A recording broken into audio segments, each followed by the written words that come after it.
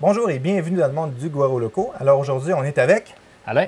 Alain Dubois. Oui. Alain qui est un ami de la chaîne, puis qui est un administrateur aussi du groupe Facebook et de la chaîne aussi. Oui. Alors avec Marc Lacombe, passant, salut Marc.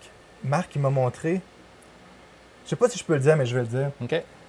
Marc il a installé tout l'affichage d'un gros, mais ça va être le plus beau concessionnaire Ferrari en Europe. Oh, OK. Puis c'est lui qui a installé les... il m'a envoyé des photos, là. Écoute, il m'a envoyé des photos de moteurs de Ferrari. C'est incroyable. Marc, je te salue. Alors, Oui. pour les gens qui ne connaissent pas Marc, mettez-y un thumbs up dans les commentaires. Marc fait un travail exceptionnel et sur le groupe Facebook et sur la chaîne. On t'aime beaucoup, Marc.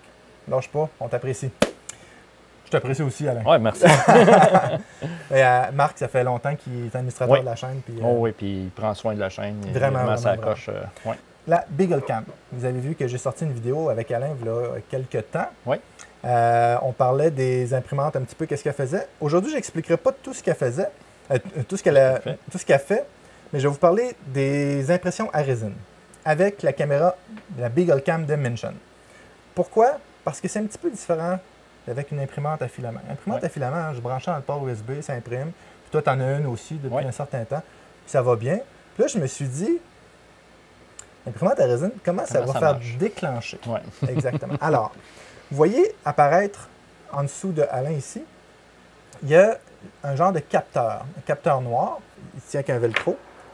OK? Ce capteur-là, c'est un... Il y a un bidule Bluetooth dedans. OK? Puis de l'autre côté, il y a un capteur UV.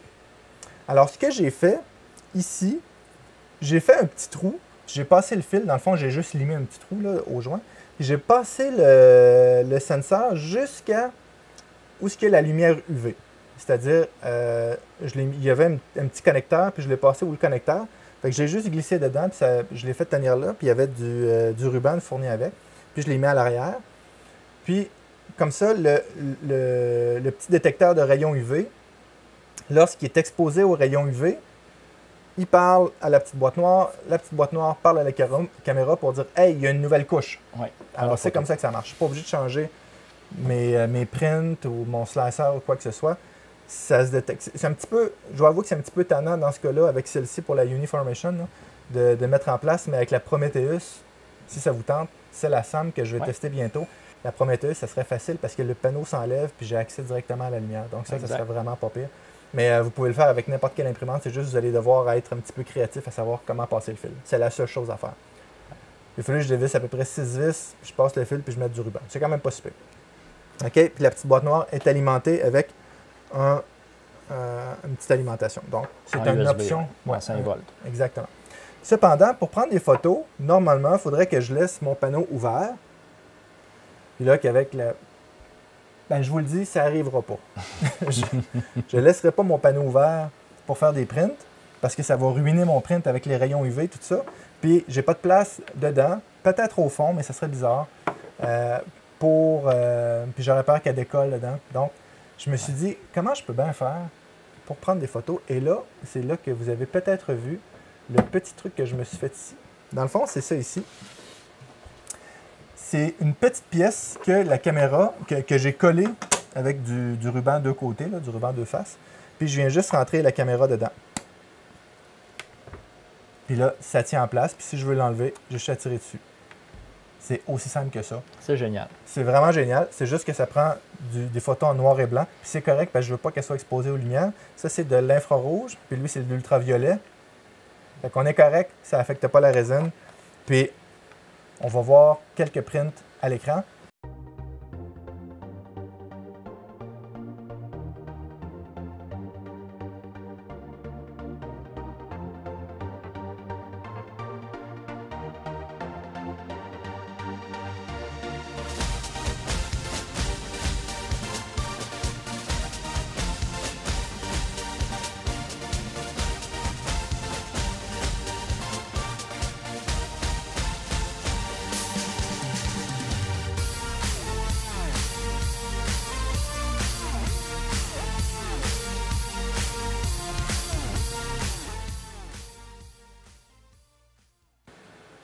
Donc, vous voyez, noir et blanc, le résultat est quand même bien. Je suis quand même proche. Si je vais être un petit peu plus loin, j'aurais juste à éloigner un petit peu ça, puis à mettre un bec en cône un peu, là. Pour Alors, éliminer les reflets, là, bien sûr. oui, Ouais. évidemment. Parce que si je fais juste la mettre devant comme ça, vous allez avoir plein de reflets, mais vraiment, vraiment beaucoup de reflets. Donc, moi, j'ai pris un filament qui était quand même assez mat. Il y avait la couleur fibre de carbone, mais si vous voulez qu'il soit complètement mat, prenez du PLA ou du PG, fibre de carbone, c'est mat. Ouais. Puis vous pouvez, il y a certains slicers qui permettent de faire une surface fuzzy, là. Du ironing? Non? Non, du ironing va venir plat sur le dessus, mais ça fait comme la surface est comme tout du PU texturé. Oui, OK. Donc, il y aurait peut-être moins de reflets aussi.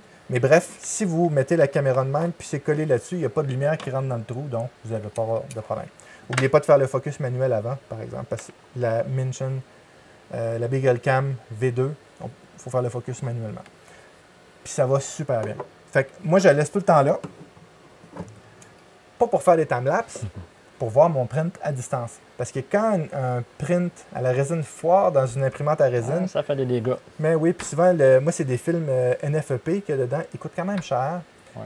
Puis j'ai pas envie que ça le brise. Des fois, il faut décoller la pièce. Puis, Changer le fait aussi, oui. ouais, c'est ça. Ça fait que ça coûte cher à changer le fait. Ça fait que, comme ceci. Cependant, en passant, pour que ça marche, vous devez mettre un nouveau firmware dessus.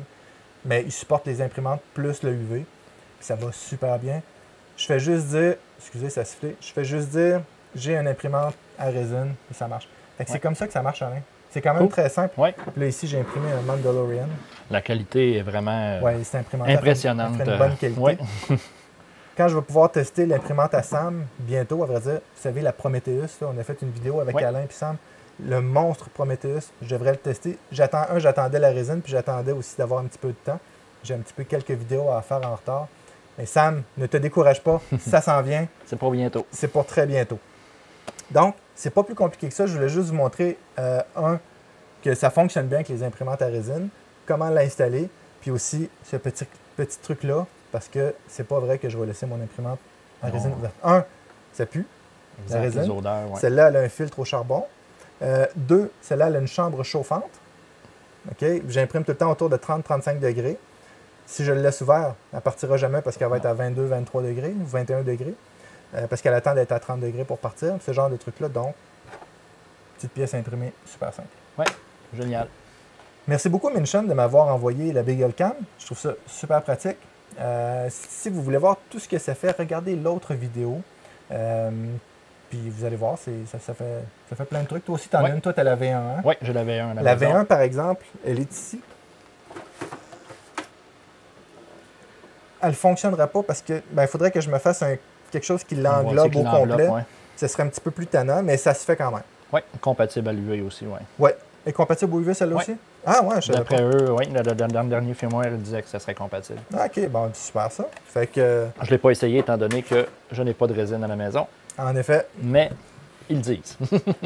Fait que, puis à date, je suis très, très satisfait de la Beagle Cam. Puis toi aussi, je pense. Oui, très satisfait. Fait que, c'est tout. Merci beaucoup aux supporters de la chaîne qu'on voit défiler à l'écran, devant moi, à vrai dire. Si vous avez aimé la vidéo, on like. Mettez un like. Si vous n'êtes pas abonné, c'est le bon temps de vous abonner maintenant. Merci beaucoup et à bientôt. Merci beaucoup, Alain. À bientôt. Bye. Bye.